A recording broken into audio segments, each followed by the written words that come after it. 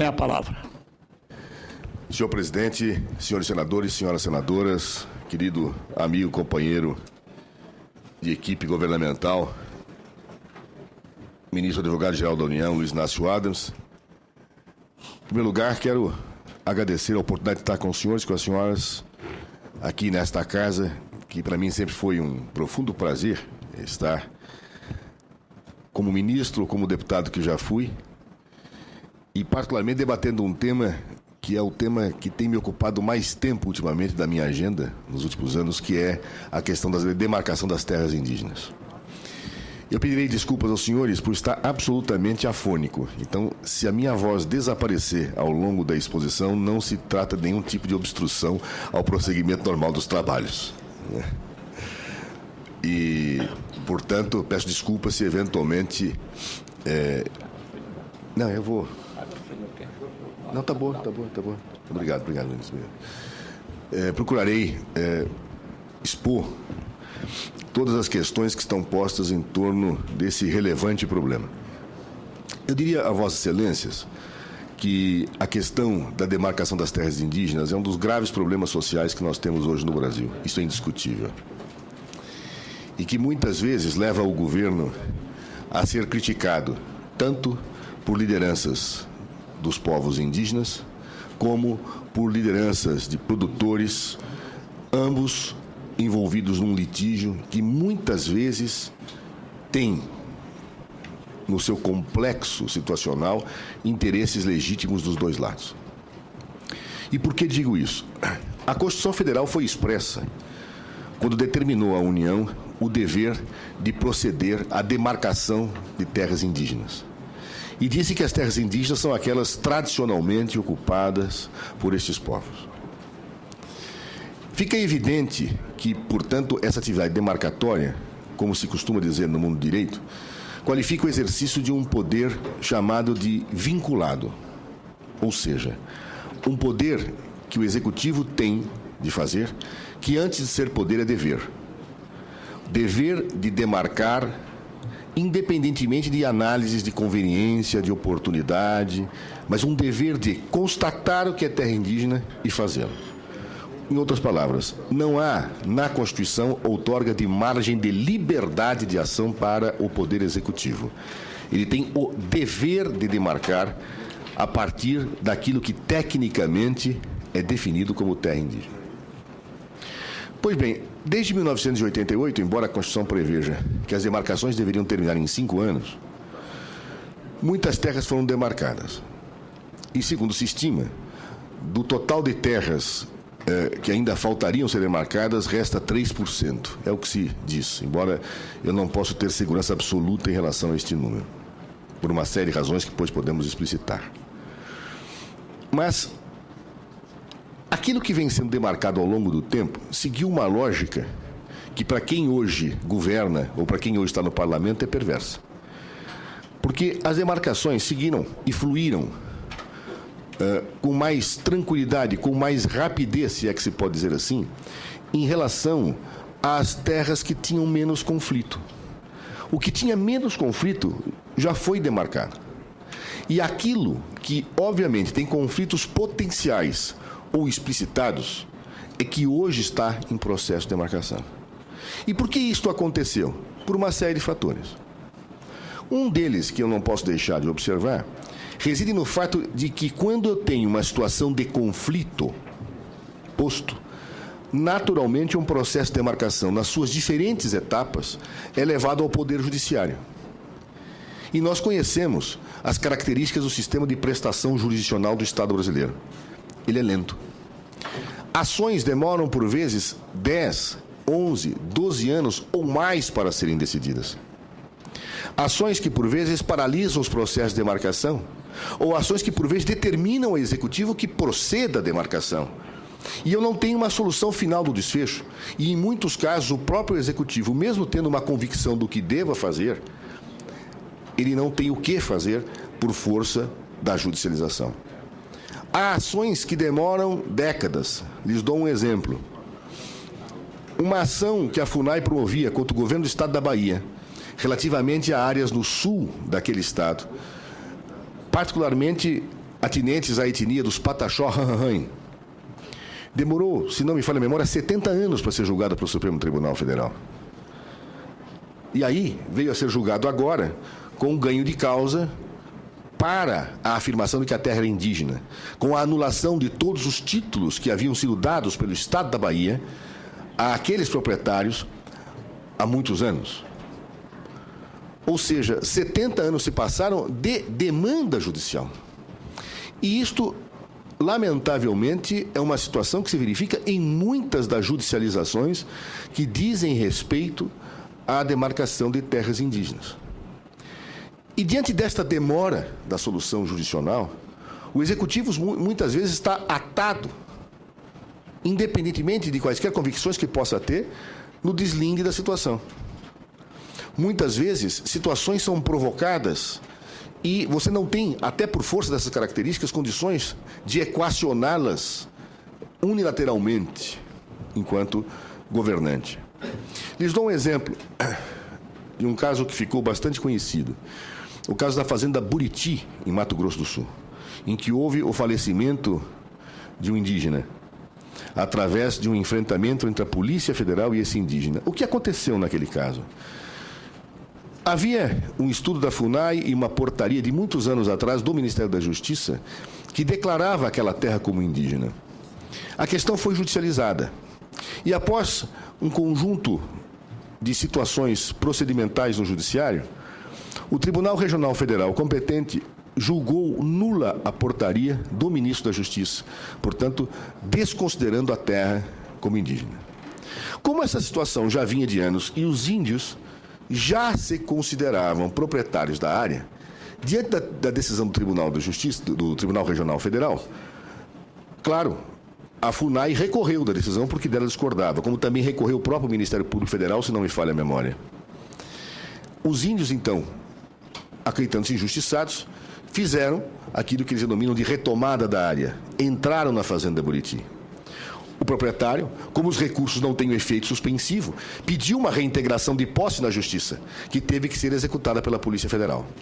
Quando a Polícia Federal foi executá-la, os índios reagiram, houve situações que ainda estão em apuração de inquérito policial, de violência, e acabou morrendo um índio.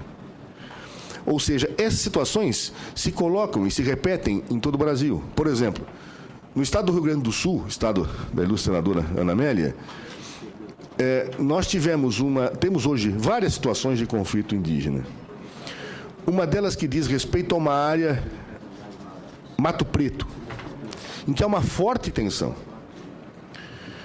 Havia uma impugnação sendo apreciada pelo Ministério da Justiça, pela Advocacia Geral da União, lotada no Ministério da Justiça, em relação a eventuais vícios do procedimento que haviam sido alegados por produtores. Mas uma ação proposta pelo Ministério Público determinou ao juiz que determinasse ao Ministério da Justiça que imediatamente baixasse a portaria de demarcação. Então, em determinação judicial, o Ministério da Justiça baixou a portaria de Mato Preto, o que levou a uma insurgência dos produtores lá em relação àquele ato, oriundo de uma decisão judicial. Ou seja, nós temos uma situação bastante delicada. E quero lhes dizer que a situação é aguda e complexa em alguns estados. Os estados em que me parece existe uma agudeza de situação são Rio Grande do Sul, Paraná, Santa Catarina, onde há um claro conflito entre o processo de demarcação de terras indígenas e pequenos agricultores, inclusive agricultores familiares. Há também no Mato Grosso do Sul, há também em Mato Grosso e há também na Bahia.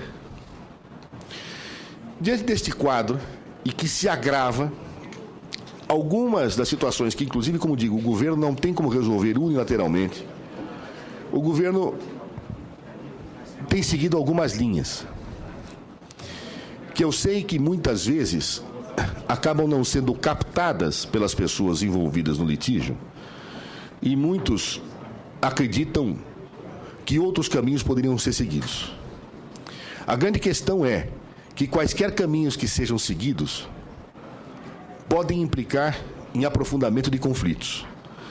E a postura que o governo vem seguindo é evitar ao máximo o conflito. Então, esta é a premissa de que nós partimos.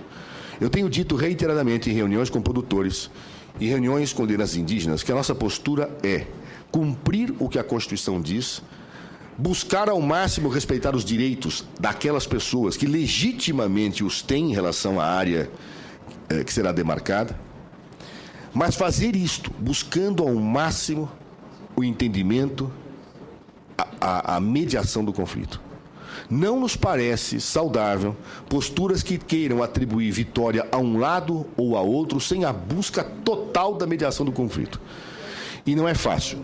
Talvez para o ministro da Justiça fosse mais fácil dizer: ponha a polícia para executar uma ordem judicial, seja para tirar os produtores, seja para tirar os índios. Talvez fosse mais cômodo. Mas eu garanto aos senhores que, na medida em que existam interesses legítimos envolvidos, é preferível que nós sigamos ao limite para buscarmos a mediação do que tentarmos efetivamente a afirmação de um lado sobre o outro, independentemente das nossas convicções pessoais. Essa premissa tem orientado bastante a nossa ação. E o que vem sendo feito? Em primeiro lugar, nós temos clareza que é necessário aperfeiçoar o processo de demarcação de terras indígenas. E aperfeiçoá-lo, por quê? Muitas vezes eu tenho recebido queixas de que o processo de demarcação não é transparente, tenho recebido queixas que o processo de demarcação é parcial, e afirma-se que ele é parcial porque o órgão, entre aspas, julgador é a FUNAI, e a FUNAI seria um órgão identificado com a causa indígena e, portanto, dotado de parcialidade para emitir um juízo que exigiria imparcialidade estrutural para ser emitido. Se afirma que muitas vezes o direito de defesa foi violado. Se afirma que muitas vezes os laudos antropológicos são inconsistentes. Ou seja, e se afirma também que não há um fácil acesso às informações no processo de demarcação. Diante dessas colocações, independentemente... Governador, minha saudação. Independentemente de qualquer afirmação geral, porque acho que os processos têm que ser analisados caso a caso, poderá haver processos que apresentem vícios e poderá ter processos que não apresentem vícios, por isso nós temos que olhar caso a caso. Me pareceu correto, e pareceu ao governo correto, que nós aperfeiçoássemos o processo de demarcação. Seja para permitir à FUNAI que ela realmente seja um órgão que defende o índio e não tenha o ônus de ser julgador definitivo de tudo, dando protagonismo à FUNAI, mas criando-se uma situação estrutural que permita que ela tenha o seu papel de defesa do índio sem a confusão com o papel de julgador, seja para garantia de uma maior transparência que, a meu ver, irá, no futuro, eliminar muito dos litígios judiciais que arrastam esses processos por muito tempo. Como fazer isto? Há um decreto que disciplina a demarcação de terras indígenas. Nos pareceu que a melhor forma de lidar com essa questão não seria necessariamente mudar o decreto, feito à época sob a inspiração do então ministro da Justiça, Nelson Jobim, mas que nós regulamentássemos esse decreto melhor, através de uma portaria do Ministério da Justiça. Nós estamos há um bom tempo pensando nesta portaria.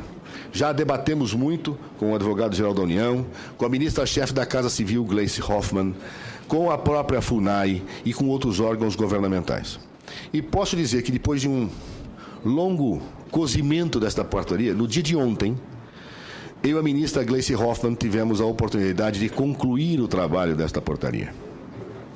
A nossa ideia, antes, porém, de que eu possa assiná-la, é ouvir se existem sugestões ou críticas a ela previamente.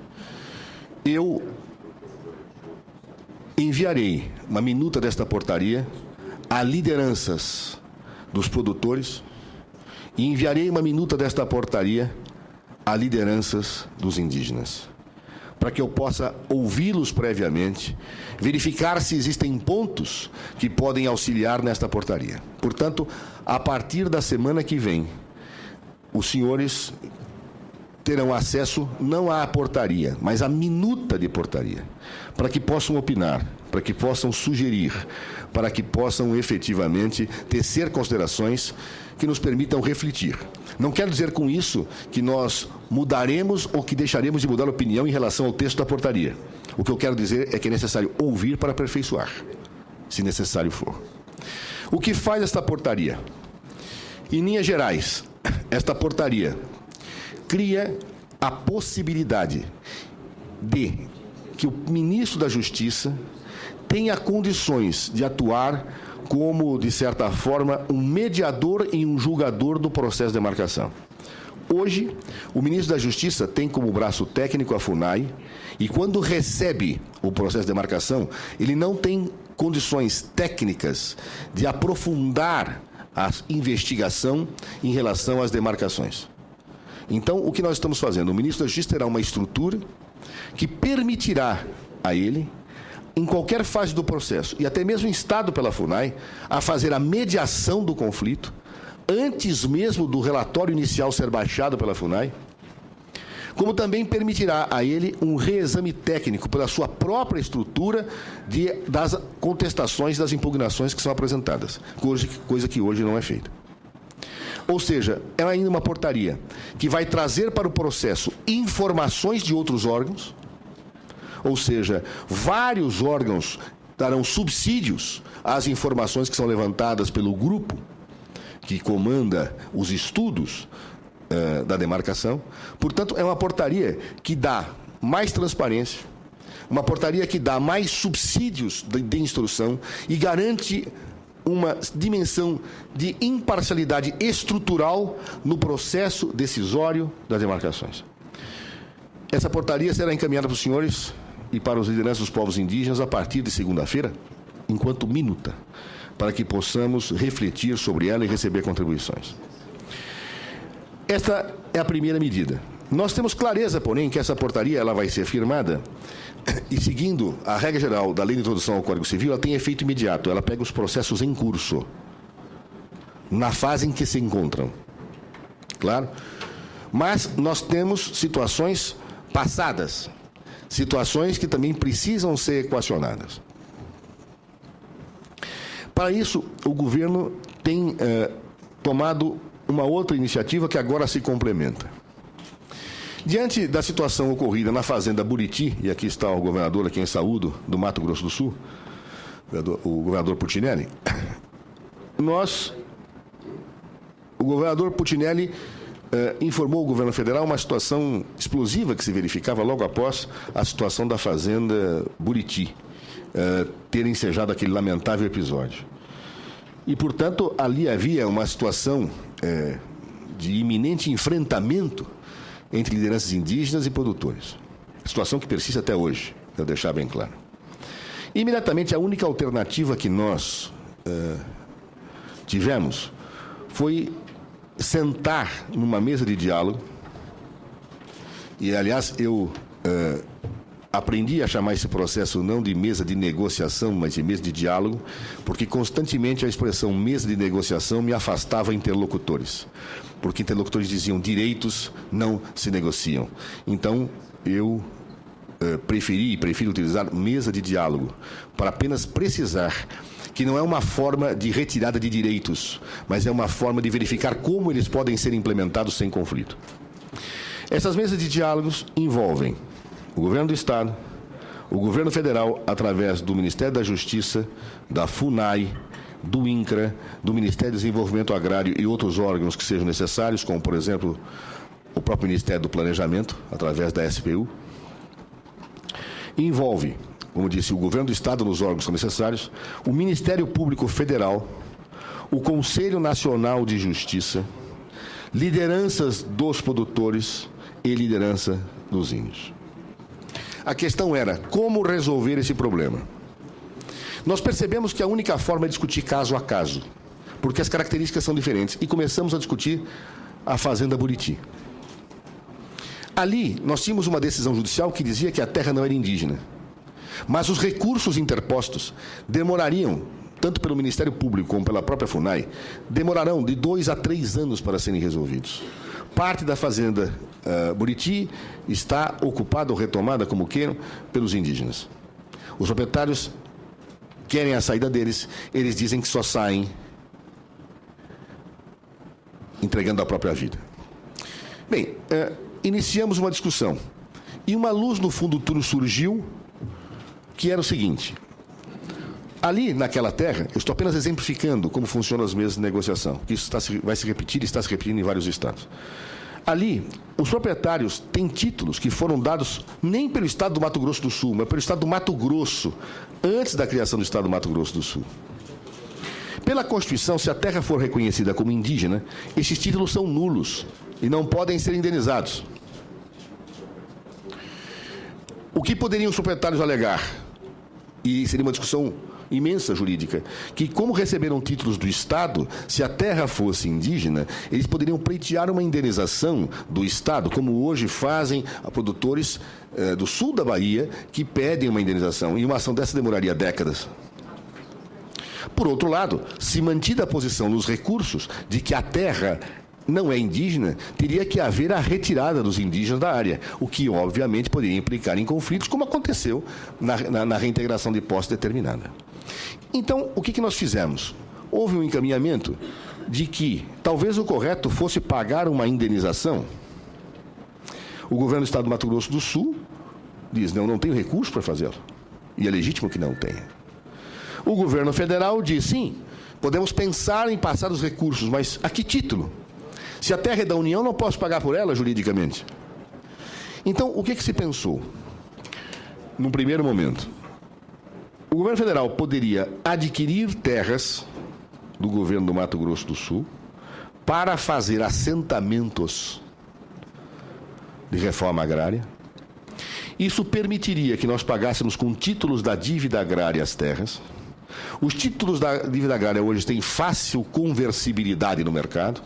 O governador do Mato Grosso do Sul poderia pegar esses títulos e, num acordo judicial, com a concordância do Ministério Público e do juiz, fazer o pagamento das respectivas indenizações. Essa proposta na mesa de negociações foi aceita à unanimidade por todos. Por quê? Porque lá, a maior parte dos proprietários da Fazenda Buriti querem receber uma indenização e sair da terra. Então, o que nós fizemos? Iniciamos 2 campos. De um lado, verificando que terras nós poderíamos adquirir do Estado do Mato Grosso do Sul nessas condições. E, de outro lado, verificando como juridicamente poderíamos viabilizar isto. O ministro Adams e eu estivemos, inclusive, dialogando com o relator do processo. Há um entendimento, o próprio Ministério Público aceita esse acordo, o juiz aceita esse acordo. Só que esbarramos num problema: nós não conseguimos encontrar áreas no Mato Grosso do Sul aptas para serem adquiridas dentro desse procedimento. Nós temos esse problema. Então, diante desse quadro e diante da situação de outros estados, porque nós iniciamos esse diálogo no estado da Bahia, no estado do Rio Grande do Sul, e devemos iniciar na semana que vem. Comentei com o governador Colombo. Ontem acertei uma data para irmos a Santa Catarina. Eu iria na sexta-feira, combinamos agora uma outra data. Mas faremos essa mesa de diálogo nos mesmos termos. Então, ou seja, essa solução da Buriti, ela é uma solução que contempla a Buriti pelas suas características, mas ela pode ensejar um paradigma para outros estados, particularmente no Rio Grande do Sul. O Rio Grande do Sul é um estado que a Constituição estadual tem a criação de um fundo para indenização de proprietários que estão em terras indígenas. A legislação do Estado do Rio Grande do Sul prevê isso. Então, nós também estamos estudando áreas do Estado do Rio Grande do Sul, indicadas pelo governo, para que possamos adquiri-las para fazer o reassentamento e buscar, com base nisso, pagar indenização, seja para os proprietários, seja para criar reservas indígenas, que permitirão alocar índios sem retirar colonos. É isso que estamos estudando, efetivamente, no Rio Grande do Sul. Mas, diante da dificuldade do Estado do Mato Grosso do Sul, isso nos levou a dialogar no governo federal, dizendo o seguinte: bem, se nós não temos terras para comprar, nós temos que encontrar saídas. E a presidenta Dilma Rousseff, na semana passada, nos autorizou a dialogar com o Ministério do Planejamento a criação de um programa de mediação de conflitos de terras indígenas com aporte de recursos orçamentários para isso. Ou seja, com verba orçamentária do governo federal, que nós não temos hoje, nós criaremos uma rubrica com verbas para fazer esta mediação. Em que termos? A partir do que essas mesas de diálogo detectarem e a partir do que efetivamente cada caso indicar. Por exemplo, se a mediação indicar que o melhor caminho é uma indenização para os proprietários, nós poderemos, desde que exista concordância com o Ministério Público, desde que exista concordância com o juiz e as lideranças dos dois lados, ensejar uma forma do Estado receber os recursos para poder pagar a indenização. Ou então, em outros casos, nós poderemos utilizar esses recursos para aquisição de terras e aí fazermos reservas indígenas. No próprio estado de Santa Catarina, ontem o governador Colombo me informava que existe a possibilidade de um acordo para a criação de uma reserva indígena para acomodar, nem que seja provisoriamente, lideranças que estão ocupando uma terra que está em discussão. Ora, a nossa ideia, portanto, é utilizar esses recursos orçamentários para isto. Os senhores me perguntarão de quantos são esses recursos, quais os valores. Nós estamos discutindo com o planejamento agora. Eu tenho certeza que nós teremos dificuldade de ter verbas expressivas num primeiro momento, mas tenho certeza que nós podemos fazer pactuações que permitam mostrar a proprietários de índios que nós vamos encontrar um equacionamento com essas verbas que estão postas. Ou seja, que a questão será resolvida no limite da mediação. É evidente que se a mediação não for possível, eu não tenho outra saída a não ser que a justiça decida. E aí não tenho jeito, eu vou ter que cumprir a ordem judicial para resolver o problema. Claro? Mas a ideia é mostrar que isto é possível. Nós temos dificuldade? Temos. Dou um exemplo. Eu sei que no estado do Mato Grosso do Sul, o governador me registrava que os produtores estavam muito irritados, dizendo que havia uma enrolação por parte do governo, que essa mesa... Qual é o problema? Para que eu possa fazer uma negociação, eu tenho que avaliar a fazenda. Para avaliar a fazenda Buriti, o prazo foi de 90 dias. O que me foi pedido pelos órgãos de avaliação. E é o que os avaliadores pediram. Eu não tenho jeito, porque tem que fazer o levantamento fundiário, tem que fazer um monte de iniciativas. Então pediram 90 dias. Tem que entrar na terra, tem que fazer. E alguns, parece que 3 proprietários, dois proprietários, se recusaram a que a terra fosse avaliada. Aí eu não tenho saída.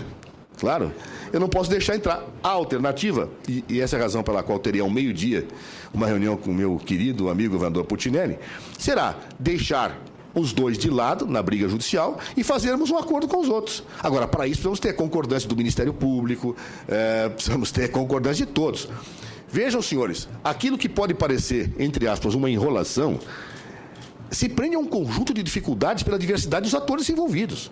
Eu tenho que ter a concordância do Ministério Público, eu tenho que ter a concordância do juiz, eu tenho que ter a concordância do proprietário, eu tenho que ter a concordância do índio, tenho que ter a concordância do governo federal e tenho que ter a concordância do governo estadual. Se eu não conseguir fazer isso, o que vai acontecer? Fica na justiça. E fica na justiça é o pior dos mundos. Não porque a decisão será injusta, mas por causa do tempo. O conflito se potencializa, as terras se desvalorizam, os índios se exacerbam, os índios acham já que são proprietários da terra, o proprietário também acha que é proprietário. E quanto mais tempo passa, é pior. Portanto, o esforço que nós temos tido, senador Moca, é exatamente nesta linha, de buscar conciliar ao máximo. Eu não tenho outra alternativa que não envolva a força. Eu não tenho outra. E acho que a força é o pior dos mundos nesse caso. Porque eu tenho um conflito social em que há interesses legítimos dos dois lados. Pode haver interesse ilegítimo num lado ou no outro? Pode. Aí nós temos que detectar e separar o joio do trigo. Por exemplo, nós temos denúncias de que existem áreas, especialmente no sul do país, que estão sendo arrendadas dos índios por grandes proprietários, com apropriação deste arrendamento por parte de alguns líderes indígenas. A Polícia Federal está investigando seriamente isso. E quem estiver envolvido vai responder na forma da lei, porque a Polícia Federal está investigando com seriedade esse tipo de situação. Se eu tenho proprietários que estão arrendando terras de índios, e isso é ilegal, vão responder os envolvidos. E se existirem funcionários envolvidos, responderão também. Ou seja, essa é a postura que estamos tendo. De outro lado, pode haver interesses também de madeireiros ilegais? Existe. Existe. E aí a Polícia Federal também está agindo para prender madeireiros, para prender pessoas que degradam o meio ambiente, pessoas que muitas vezes tentam aliciar indígenas para atingir finalidades ilícitas. E nós vamos agir com vigor. Ou seja, o que é ilícito será apurado e punido. Agora, o que é interesse legítimo posto numa situação de conflito em que pessoas têm a legítima expectativa de viver na terra onde viveram e têm títulos para isso, e onde há indígenas que têm o legítimo interesse que pela Constituição lhes foi otorgado de que a terra seja demarcada, nós vamos buscar no limite das possibilidades conciliar. Normalmente, na conciliação, é o conciliador quem sofre mais, porque ele passa a ser mal visto pelas duas partes, que querem seu direito satisfeito imediatamente. O Ministério da Justiça está disposto a correr esse risco. Tem corrido e tem sofrido, porque eu tenho sido acusado por índios de não cumprir a Constituição, e tenho sido acusado por proprietários de não cumprir a lei. Portanto, a minha opção é, ou cruzo os braços e deixo a força resolver o problema, ou busco a conciliação como premissa, como ponto intermediário e como ponto final da nossa intervenção. E é o que eu tenho procurado, senador, presidente Benedito Lira, que é exatamente a busca da mediação, o limite das minhas possibilidades. Em síntese, o que eu tenho a informar a Vossas Excelências. Primeiro, na próxima semana, a ministra de Portaria, com que fechei ontem com a ministra Gleice Hoffmann, será, na forma de minuta, submetida ao crivo e à análise dos senhores, tanto de parlamentares, como de lideranças do setor produtivo, como de lideranças indígenas. A minha ideia é que, feitas as consultas, em curto espaço de tempo, essa portaria seja baixada. Com acordo ou sem acordo. Eu tenho que tomar uma posição sobre isso. Apenas quero ouvir para verificar se tem situações que eu posso melhorar. 2. As mesas de diálogo, concluo já, presidente, estão sendo feitas nos estados. Mato Grosso do Sul, a minha ideia é buscar hoje mesmo uma alternativa com o governador Putinelli para que nós possamos, talvez a semana que vem, ou mais tardar, iniciar a negociação da terra para a aquisição da Fazenda Buriti. Claro? Mas a Fazenda Buriti em si não resolve Mato Grosso do Sul. Resolvido esse problema, nós temos outras questões, especialmente na região de Dourados, que nós temos que centrar e analisar como é que nós vamos resolver na mesa de diálogos o problema. No Rio Grande do Sul, estive esta semana em Erechim, conversando com lideranças indígenas, perdão, em Erechim não, em Passo Fundo, conversando com lideranças indígenas, e tive em Porto Alegre, eu não cheguei a ir à área, né, porque a própria Polícia Federal disse que a nossa ida poderia acirrar um conflito entre as partes. Então eu preferi dividir as reuniões, fazendo uma em Passo Fundo, na sede da unidade, e em Porto Alegre, na própria Polícia Federal, com produtores. Dialogamos, marcamos um procedimento para início dessa mesa de diálogos, e eu pretendo voltar ao Rio Grande do Sul para ter ainda, antes dessa mesa de diálogo, uma conversa com o Ministério Público. Claro, tenho conversado com o doutor Rodrigo Janot sobre essa questão.